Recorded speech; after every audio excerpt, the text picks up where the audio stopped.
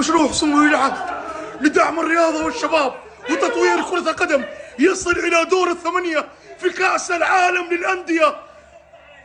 الهلال أخرج السيتي، الهلال أحرج مدريد، بيب جوارديولا في البيباي بأمر من إنزاجي والهلال. يا ساتر قشعريرة. فهد بن نافل انتشرت له مقاطع وهو يبكي.